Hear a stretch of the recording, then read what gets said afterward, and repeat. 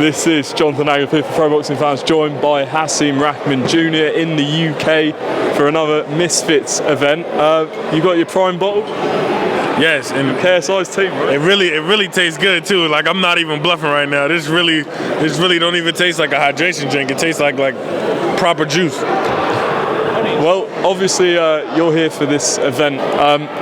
Would you say you're part of this kind of world now, or would you say you're sort of going into both worlds? Absolutely. I mean, I've already fought for a WBC title as a professional.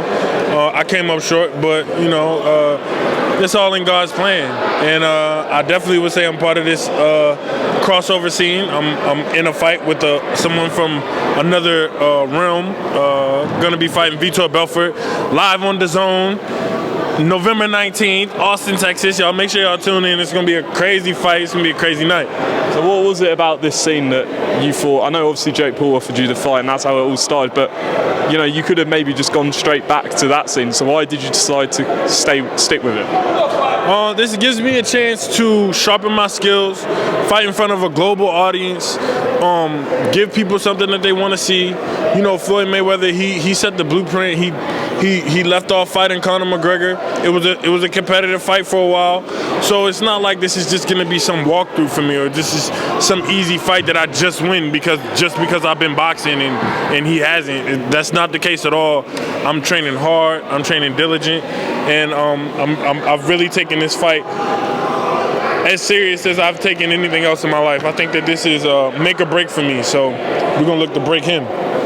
Just obviously touching on Jake Paul, you've had a back and forth since before the fight didn't happen. But what would you say? Because people I've seen in our comments say, when I've interviewed you before, they say, he's kind of changed your whole career. Would you agree with that or not? Jake Paul never said my name before he needed me to fill in for the Garden, and that was 3 weeks' notice. He will never say my name again when it comes to fighting and having an 8-week camp or anything of the such. He shies away from it. He's a bitch. He don't want to fight me. So I'll have to knock out his brother to get him in the ring. So I'm gonna go ahead and knock out Logan, and then we're gonna get Jake in there. I'll beat his ass too. Obviously, first of all, you got Vitor Belfort coming up, headline event in Texas. Would you say all the pressure's on you in this one? Not really. He has a lot of pressure on him too. The whole MMA community is on him. He's been boxing since the 90s, so he has no excuse. He is a good boxer. He may even be a great boxer. We'll see come November 19th. But I plan to go in there and do my job and represent not only America, but represent Misfits in the section of the UK that I've been adopted to. This is like my adopted home now. So I'm looking to represent for all the people cheering for me, all my new fans, the new following that I have.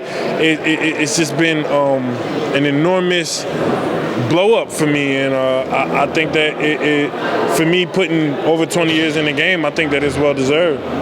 And looking at the fight itself, do you think you can make a statement and get rid of him? That's the plan. That's definitely the plan. He's gonna come in there and try to get rid of me, so I'm gonna try to get rid of him.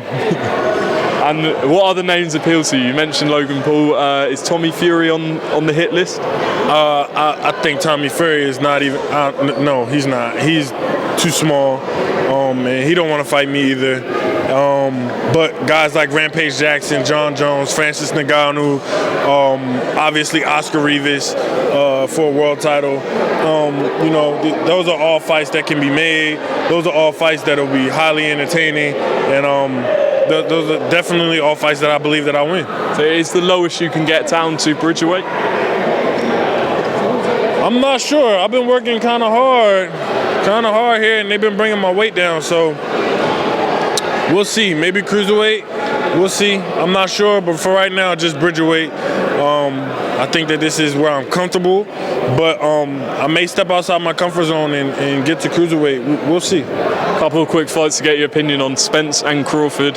If the fight happens eventually, who's your money on?